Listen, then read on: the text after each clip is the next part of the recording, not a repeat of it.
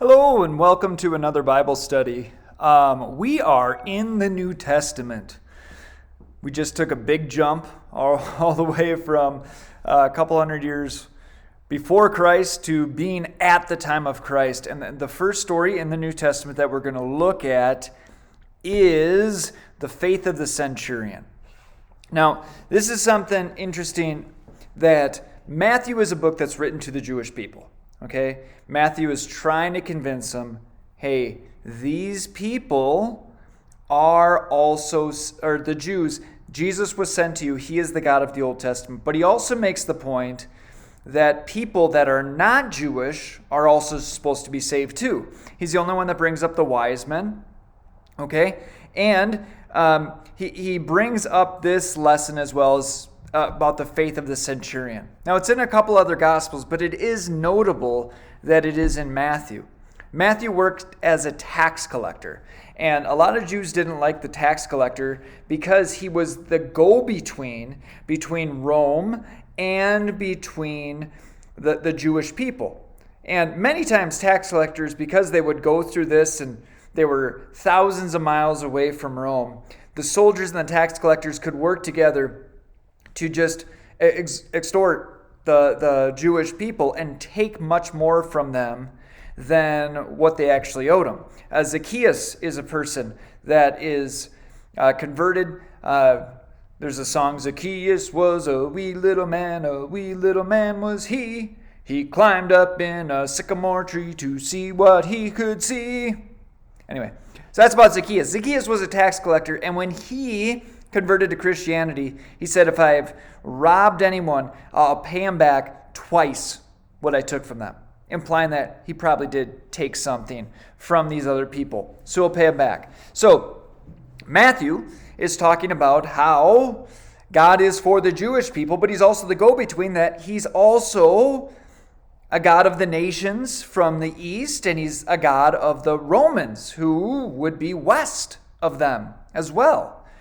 And the centurion, someone who the Jewish people would hate because many of them were so oppressive and treated the Jews as second-class citizens.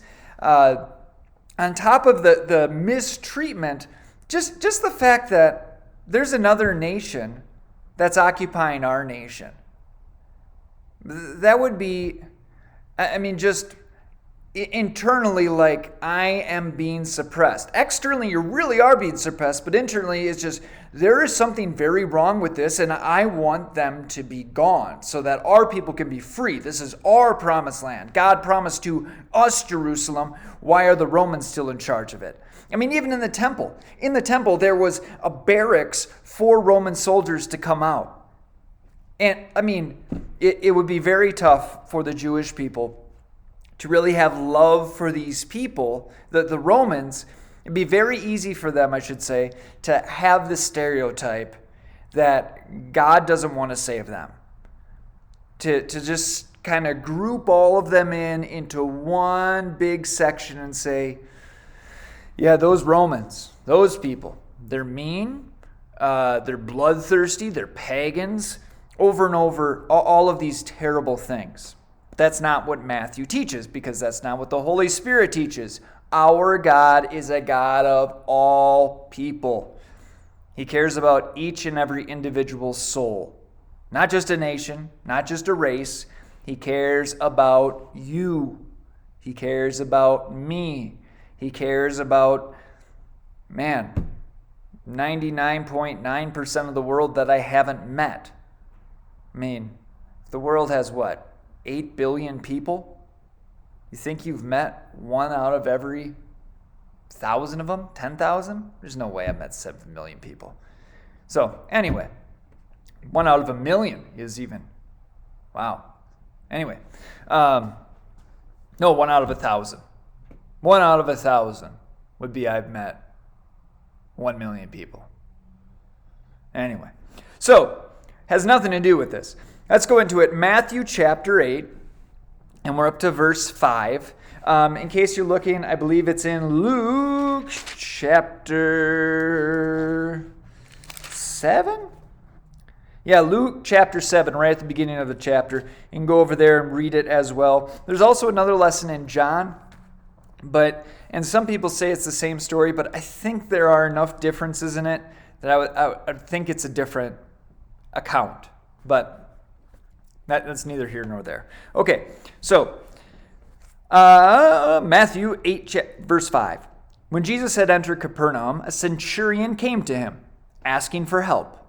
Lord, he said, my servant lies at home paralyzed and in terrible suffering. Jesus said to him, I will go and heal him. Now, in the Luke account that we also want to jump over to, something different happens.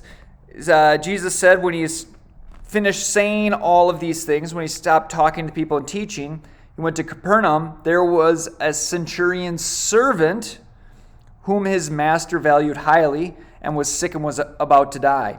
The centurion heard of Jesus and sent some elders of the Jews to him, asking him to come and heal his servant. When they came to Jesus, they pleaded earnestly with him, this man deserves to have you do this because he loves our nation and has built our synagogue. All right, so this wasn't your average centurion. Even the Jewish people come to Jesus and say, this is a good guy. He built us a church. Can you believe that? This centurion, who normally they treat us terribly, he built us a church. Now he's in Capernaum, right? He's northern Israel, which on the list of important places for the Roman Empire at this time, Israel was not that important, except the fact that it had a big coastline, okay, that went from Tyre and Sidon all the way down kind of to Joppa. I mean, that coastline is important for their trade and going out to the east farther. But as far as the politics of these people go, not really big deal. And then the northern part, it's so far away from the capital. I mean, this is the backwoods of the backwoods that are there. And this centurion being out there is a guy that really helps out his community and has built them a synagogue, and he cares about one of his servants. He values the people that are entrusted to him. It's not just, oh yeah, I got 100 people under me and one of them's sick. Oh well, I'll have to write a letter to Rome and get another one. No, this guy's suffering. I need help. And he knows where to go for help. He knows Jesus.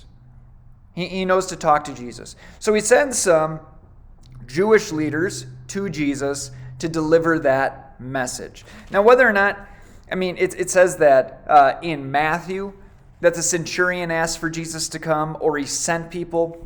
It wouldn't matter in their mind, the mind of the people at this time, whether or not it actually came from the mouth of the centurion to Jesus' ears. If you sent someone to deliver your message, that's the same as you delivering that message, you saying that. So, anyway, the centurion sends, Jesus says, yeah, I'll go to him. Could have been for the reason of the synagogue. Anyway, the centurion replied, Lord, I do not deserve to have you come under my roof, but just say the word, and my servant will be healed. For I myself am a man under authority, with soldiers under me. I tell this one, go, and he goes. And that one, come, and he comes.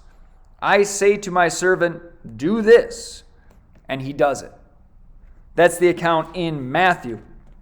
If we go over to Luke, here we go. He was not far of the house when the centurion sent friends to him to say, so once the centurion hears, Luke, we're just going to read it again, but from the other account, he said, Lord, do not trouble yourself, for I do not deserve to have you come under my roof. That is why I did not even consider myself worthy to come to you. But say the word, and my servant will be healed. For I myself am a man under authority, with soldiers under me. I tell this one, go, and he goes. I tell that one, come, and he comes. I say to my servant, do this, and he does it. Now again, it's the same thing. It's the same centurion, just recorded in different places. Luke has a few more details than what Matthew has. But you see that this centurion loves his servant and knows God can help. And when he's talking about, hey, I say this one go and he goes, that one come and he comes, he's not bragging. He's not saying, look at how powerful I am, Jesus. Okay? I got 100 men under me. No, he says, I'm under other people's commands. I have to follow them. And I got people under my command, and they have to follow me. It's this chain of command. And Lord, you can say anything, and everyone has to obey you. Even a sickness.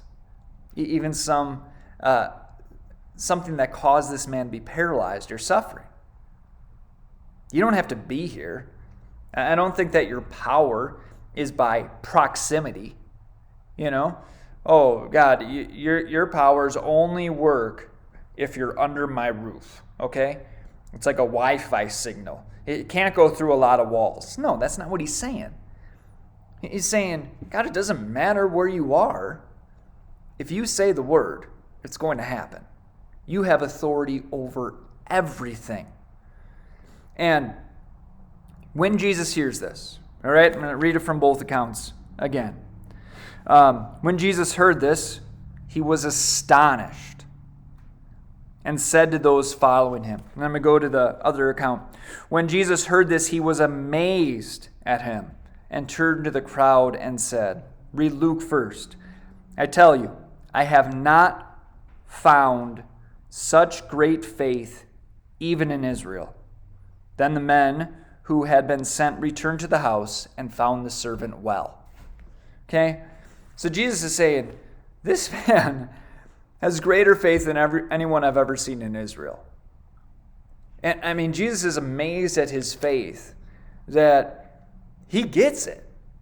He gets who Jesus is. He doesn't think he's just some teacher. He knows that Jesus has the authority over everything in the world. Everything. Let's go to the Matthew account. Jesus says, I tell you the truth, I have not found anyone in Israel in such great faith. Okay? Just amazing. Then Matthew, again, remember Matthew, talking about the entire world is also part of the promise that the Jews had. This is not just for you. Jesus is not just your Messiah. He's the Messiah for the whole world. He says, I say to you that many will come from the east and the west and will take their places at the feast with Abraham, Isaac, and Jacob in the kingdom of heaven. But the subjects of the kingdom will be thrown outside into the darkness, where there will be weeping and gnashing of teeth. It's a pretty strong statement there. First of all, amazing gospel. Right here is Jesus saying, it doesn't matter where people are going to be from. Okay?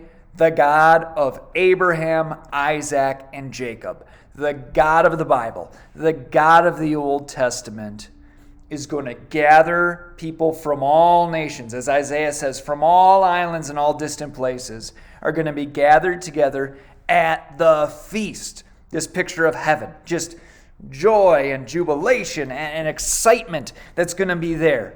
I mean, just back to perfection. And then he goes into law. He goes into, says, but the subjects of the kingdom. That word for subjects is kind of like sons or heirs, or it really is, referring to like the people of the kingdom. So it's just the ones that were there before, the ones that have been there a while. The ones that should have known what was going on in their kingdom and followed the true king, they're not going to go to the feast. They're going to be thrown out because they didn't really worship the king. And this breaks Jesus' heart. It breaks Jesus' heart that people from the chosen nation of Israel, because they are from the chosen nation of Israel, reject him. They reject him because they hold on to tradition more than they're looking for faith. And it stops them from believing. Jesus tries time and time and time again to warn them because he loves them. He loves He loves his people. He loves them. And today, we love all people. It doesn't matter what religion someone is right now, we love them.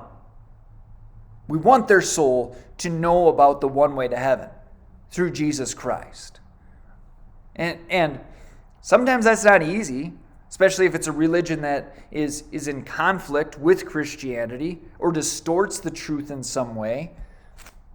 But Jesus is talking about here that just to bring everyone together and teach them who the God of the Bible is. The God of Abraham, Isaac, and Jacob. The one who will rule on David's throne forever. The Lamb who was slain, who gives you and I everlasting life in heaven. Amazing faith by this centurion, and I pray that God will help us model that faith in our lives so we too can appreciate what Jesus can do for us. God bless you. Have a great week. Bye-bye.